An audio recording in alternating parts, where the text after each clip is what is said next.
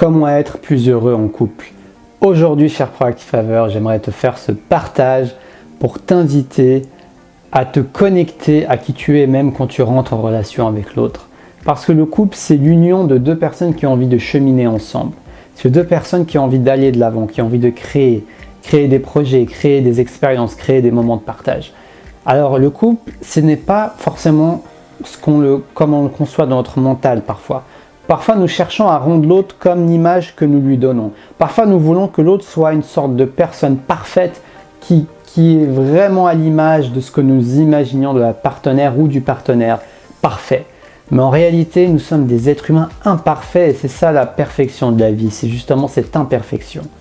Donc, allons voir ce sujet croustillant ensemble pour voir comment être plus heureux en couple. C'est parti, si tu me découvres, je m'appelle Taha Mouline, je t'accompagne à te connecter à ta flamme intérieure et à partager avec les autres à travers ta mission de vie. Donc si ça t'intéresse, n'hésite pas à t'abonner et à sonner la petite cloche pour recevoir les nouvelles vidéos quotidiennes pour pouvoir avoir ta dose d'inspiration quotidienne pour te connecter à ce flamme intérieur. Sur ce, allons-y. Comment être plus heureux en couple? Moi, je pense que justement être en couple, ça demande d'être en couple avec soi-même en premier. C'est d'abord de rentrer en relation avec soi-même et de commencer petit à petit à accepter nos petites imperfections. Parce que si tu reproches quelque chose à ta partenaire, si tu la pointes ou le pointes du doigt en lui disant « t'arrêtes pas de faire ceci, t'es comme ça, c'est de ta faute », au fond, si on prend le temps d'introspecter, de se poser la question, on va prendre conscience que c'est souvent une part de nous-mêmes qu'on rejette en rejetant cela sur l'autre. C'est comme si une part de nous-mêmes qui est cachée, qui est dans l'ombre, se projette sur l'autre. Comme un projecteur, tu vois, ça se projette sur l'autre et ça devient plus facile pour nous de le voir chez l'autre plutôt que chez nous-mêmes. Un grand classique, hein. Tu vois, c'est beaucoup plus facile de voir les erreurs des autres que de voir nos propres erreurs. Mais donc justement, pour moi, être heureux en couple, ce n'est pas avoir un partenaire parfait parce que ça n'existe pas. C'est justement créer la perfection du moment en acceptant et en accueillant l'autre comme il est. C'est-à-dire, qu'est-ce que ça veut dire ça? Accepter l'autre comme il est, c'est-à-dire prendre en compte que c'est un être humain qui a aussi ses propres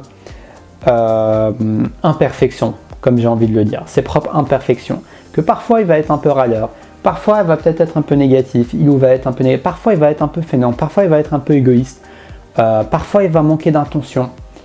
Mais le plus important, c'est de trouver ton équilibre. C'est-à-dire, il y a une grosse différence entre être à un extrême où on se dit « Waouh, je pardonne tout, mon partenaire est le maître du monde ». En réalité, mon partenaire, il peut faire tout ce qu'il veut, je l'aimerai toujours. Ça ne changera rien, il peut faire tout ce que tu veux. Il peut même me prendre et m'écraser sous le sol. Il n'y aura aucun problème.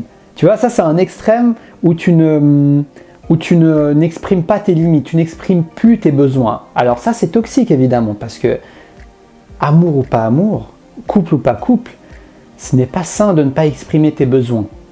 Quand quelque chose ne va pas, ce qui est sain, c'est d'exprimer.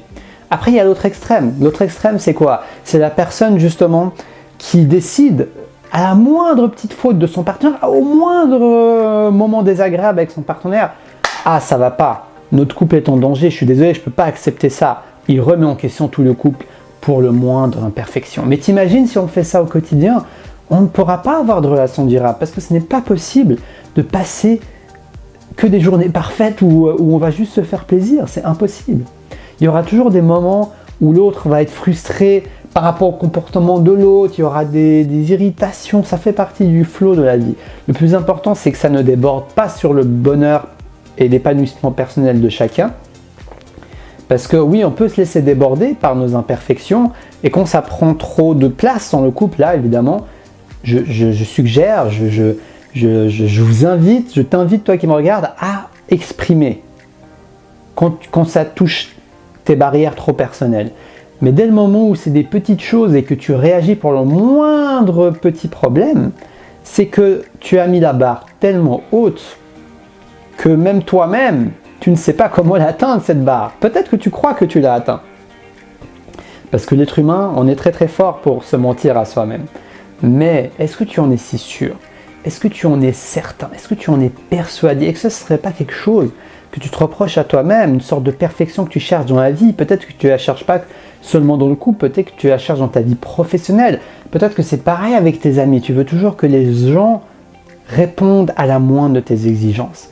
Et bien moi je t'invite à prendre du recul face à cela et à voir que ça mène sur un cul-de-sac, notamment dans tes relations amoureuses. Donc, prends conscience de tes critères et commence à les assouplir. Commence à être plus tolérant de l'autre, plus flexible. Donc bien sûr, commence à être plus tolérant avec toi-même, ça va t'aider à être plus tolérant avec l'autre. Mais aussi accepter mettre des limites. Quelles sont tes limites en relation avec l'autre? Bien sûr que si l'autre dépasse tes limites à maintes reprises, au bout d'un moment, c'est normal que tu t'exprimes, que tu mettes une limite, que tu poses les dés sur la table, le problème sur la table. Mais si c'est des petites choses que tu peux ignorer et que ça n'influence pas vraiment ton bien-être, ton quotidien et ton épanouissement avec l'autre personne, parfois il vaut mieux fermer les yeux sur certaines choses de mon point de vue. Fermer les yeux ne veut pas dire ne plus en avoir conscience. Ça veut dire, c'est-à-dire que tu te dis, ok, ça fait partie du seuil de tolérance que j'ai en fait envers ma partenaire. Donc vu que ça fait partie du seuil de tolérance et que j'arrive à tolérer ça et que c'est ok, ce n'est pas la fin du monde et que ça arrive que de temps en temps par exemple, c'est aussi la fréquence, ça arrive tous les jours évidemment, mais si ça arrive que de temps en temps, pourquoi remettre en question tout ton couple? Aussi, moi je crois que le challenge dans le couple c'est de oser dépasser les épreuves et les difficultés ensemble et non pas d'abandonner à la moindre difficulté. C'est comme pour le business, c'est comme pour ta mission de vie, c'est comme pour tout dans la vie. Si on abandonne à la première difficulté, si on blâme l'autre à la première difficulté, si on se blâme soi-même à la première difficulté, on n'ira pas loin. On ne poussera pas des ailes qui vont voler très loin. Donc c'est pour ça que je t'invite à avoir un seuil de tolérance avec ton partenaire. Pour moi, c'est comme ça qu'on va être plus heureux en couple. C'est de trouver l'équilibre entre exprimer tes besoins, dire quand ça ne va pas, connaître les limites à ne pas dépasser, on va dire, mais également connaître ton seuil de tolérance et laisser la place à l'être humain imparfait qui est ton partenaire. Comme toi, tu es imparfait, vous avez chacun des points forts, des qualités, vous avez chacun des challenges, des difficultés dans certains domaines, peut-être dans les émotions, peut-être que l'autre c'est plus dans l'organisation, etc. Donc chacun a son petit merdier, pour être un peu vulgaire, chacun a son petit merdier. Mais dans tous les cas, le plus important, c'est que ça ne pue pas dans toute la maison. Tant que ça ne pue pas dans toute la maison, tant qu'il y a une sorte de poubelle qu'on peut fermer, eh ben, moi je vous invite à être tolérant. Ok? Donc j'espère que le message est passé. Si cette vidéo t'a plu, tu la likes, tu la partages, tu t'abonnes sur Destination Soi-même, la chaîne qui t'accompagne à te connecter à ta flamme intérieure et à partager avec les autres à travers ta mission de vie. Aujourd'hui, une petite vidéo différente sur mes pensées sur le couple. J'avais envie d'innover un peu, donc j'espère que cette vidéo t'a intéressé en tout cas.